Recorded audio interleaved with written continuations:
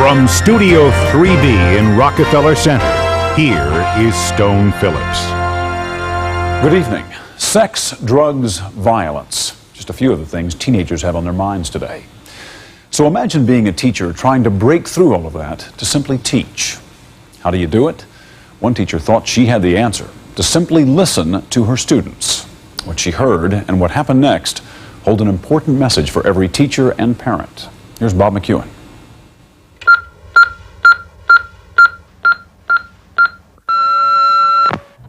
Cissy, this is Mr. Mitchell. I'd like to talk with you regarding the taping that was done about 2 or 3 weeks ago involving your class. It's pretty shocking.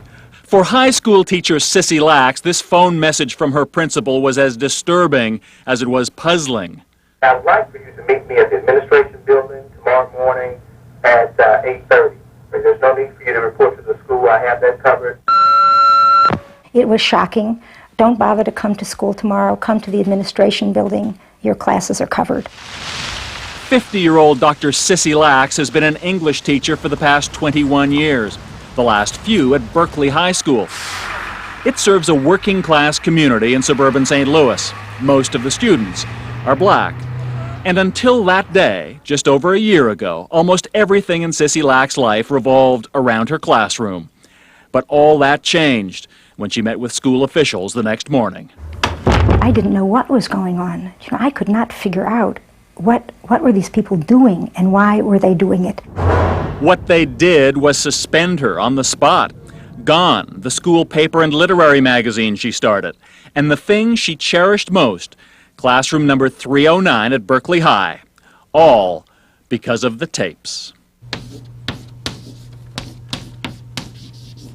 It started here with a class project. The assignment that Cissy Lax gave to the students in her creative writing class was simple enough. Write a script about something important to you. Drama, Lax pointed out, is not everyday conversations. It's stronger, more dramatic. But at the same time, she said, it sounds everyday. It sounds believable. Basically, it was about gang violence, shooting and stuff. How you get pregnant and stuff like that. Crystal Sims and Shantae Burse were in Lax's 11th grade creative writing class last year. They wrote and acted in the plays. Why did you choose that as a subject? A girl that was in our group, she was like a gang member, you know, and so she chose that topic and we just agreed upon it. What Lax got back were 4 plays that dealt with sex, teenage pregnancy, drugs, murder, and young love, all expressed in dialogue that contained a steady stream of street jargon and profanity. Profanity that would echo through the halls of Berkeley High all the way to the school board. We're talking about excessive profanity, and the people watching the show will never know the amount of profanity that we're talking about because you can't even show it on your show, and it can't be printed in a newspaper. It cannot be done. Cindy Reeds Ormsby is the president of the school board. She says Lax broke school board policy by allowing her students to use profanity in their plays, a violation of the student discipline code. And if the teachers aren't the ones who are going to be enforcing our discipline code, then who is? And the signs throughout Berkeley High seem to leave no doubt about what that policy is. The policy provides a uniform standard of conduct for students that prohibits unacceptable behavior, including profanity. Was there profanity in yours? Yes, it was. Actually, it was a lot of profanity. I probably could have cut out a little bit, but that wouldn't have been what I dealt with every day. That wouldn't have been the assignment. The assignment was exactly to do what you deal with every day and how you and your friends talk. Damn, blood, watch how you knock on my motherfucking window. Damn!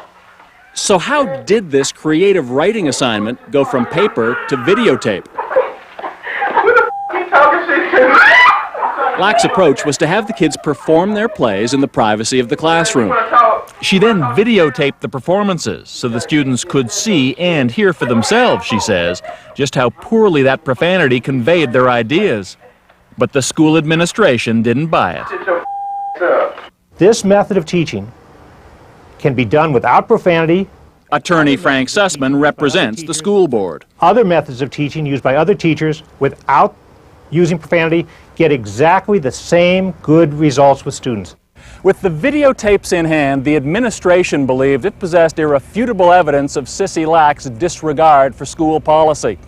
The tapes would become the centerpiece of a formal school board hearing to be held 6 weeks later to determine Lack's fate. I think that Ms. Lack's made a mistake. Bill Miller is the former mayor of Berkeley and has a son who was in one of the plays. There was a lot of simulated violence, if I could call that. I think my son was shot in this play, and they urinated on him. Hey, what's up now, nigga? What's up now, nigga? It really bothered me in that, and the more I looked and I thought, what is this really doing? Come on, nigga! It was a mistake. I would think she would have some hindsight to say that perhaps we shouldn't have done it that way. Miller was not the first parent to feel that way. Lack's writing assignments had evoked similar reactions in the past. I was not at all amused. I mean, I wasn't happy at all because I didn't see the point in it. You can get your point across without all this. Pat Singletary's daughter, Patrice, nicknamed Shelley, had Lack's as a teacher 10 years earlier. When you first read those papers, though, I was incited. I mean, it's like, how dare you? Who gave you the right to use these types of words? You don't, I mean, in our house, damn was a bad word as far as she was concerned. the school board has said that you were letting them in half an hour or so use the F word 60 times, the S word 30 times. The school board says it's not censorship, it's about appropriateness. Mm-hmm. I have no idea what that means. They say it's not about your teaching methodology, or the results for that matter, it's about breaking school policy. Mm-hmm. No profanity. Right. There is no policy in this board in any way that suggests that when teachers and students are working together in a classroom, doing something instructional and doing it seriously and taking it seriously, that is breaking policy. That is following instructional policy. But the school board insists whether it's part of classroom work or not, the policy is no profanity. No one loved me, so I don't give a damn. The hearing got underway on March 1st. As evidence, the administration submitted the videotaped plays and 2 profanity-laden poems written by this former Lax student. Reginald McNary, now 18, had Cissy Lax as a teacher in the 9th grade. And if they couldn't understand her teaching method through me, they should be, they should be on trial. I think a blind man could see my progress. Progress has not come easily to McNary. In fact, nothing has come easily to him. He ran away from a troubled home when he was 13 and is now getting by, living in a dark, cramped room in the basement of his grandmother's house. How did she strike you at the beginning? How did she come across to you? A pest. What do you mean? She used to harass me. He put his head on the desk, and he was out of it. And when I would ask him to go to the guidance, he didn't want to go. Go to the office, he didn't want to go. He didn't want to do anything. I would say I'm not going anywhere. I'm finna go to sleep. Leave me alone. The first time he did something in poetry, it was full of street language and profanity. Almost, we were just taken aback a little bit. But I know it was a lot of profanity. Why do you suppose? Because, see, it was new to me, and that's how I felt, She said, write what you feel and write what's on your mind. I did not say to him, this is disgusting, this is horrible, this is something you shouldn't do. This is the first time he opened up. I told him that you have a lot of anger in what you've written, and he said something like, and I earned it. And I don't know if the assignment was to bring me out of my shadow or what, but whatever it was, whatever she did, it worked. Ask you to read something for me? If you could read this aloud, that'd be nice. That's the poem you didn't enter into evidence. This by was Reginald entered by McNary. her. Could you read that for me? Sure. Alone by Reginald McNary. I'm all alone in this world today. No one to laugh with, no one to play. It's been like that since the age of 3. No one to love, care, or hold me. No one to pick me up when I fall, no one to measure growth or how tall. Alone, how it hurts inside if I were to die. No one would cry. I never gave a damn about any other. I love my shoes more than I love my mother. You might think I'm the devil or call me Satan. I have no love im, so full of hatin'. I guess that's why I have low self-esteem. The only time I show love is in my dreams. What do you think of that? I think it's a wonderful poem. Written by the same young man whose poem you used Absolutely. to prosecute Right. Cissy Lax. But I do not draw the conclusion from all of this that had he been told that he could not have used profanity in the earlier poems, that he never would have been able to write this one 3 months later. If she had said for that first assignment, write what you want, but don't use any profanity, I wouldn't have did it.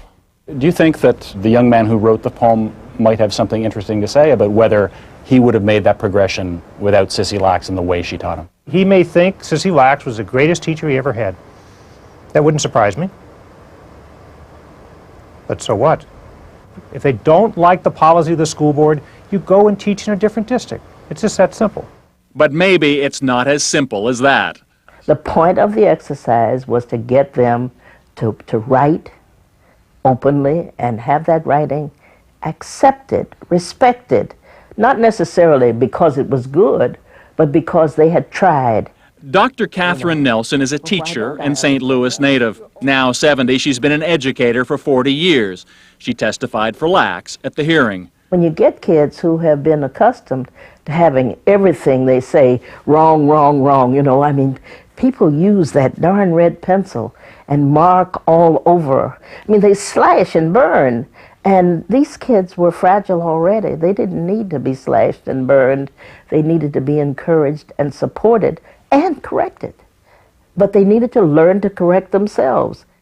The National Education Association, which represents about 2 million American teachers, says this method of teaching, allowing students to incorporate their attitudes and lifestyles and language into their classroom work, is an accepted technique, and that it's used successfully in schools across the nation. Did I know that there was a lot of street language? Yes.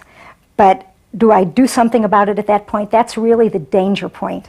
I am supposed to decide what is appropriate for everybody. I could never do it. Okay? And if I did it, it means that I, as the teacher, would be letting every single student know that what I think is right is right. The way I think you should do something is right. My view of the world is the view that you should have. Who ever heard of such a thing? I come in and do that, and education is over. And if students use those same words that are in those scripts in your classroom, what would you do? They're out immediately. No question. They know it. Our top story tonight at 10, an area teacher is fighting to save her career at this hour. After 5 days of testimony from both sides, the school board had heard enough. Board members deliberated and quickly reached a verdict. Cissy Lax was fired. I think she needs to be executed. She does not need to teach in anybody's school. It seemed Lax had broken the rules and paid the price. Case closed. In fact, the real controversy was just beginning. Was it the profanity that triggered Cissy Lax's dismissal, or was it something else? That story when we return. How much of this is due to the complex racial politics involved? So much of what happens to people happens because of race.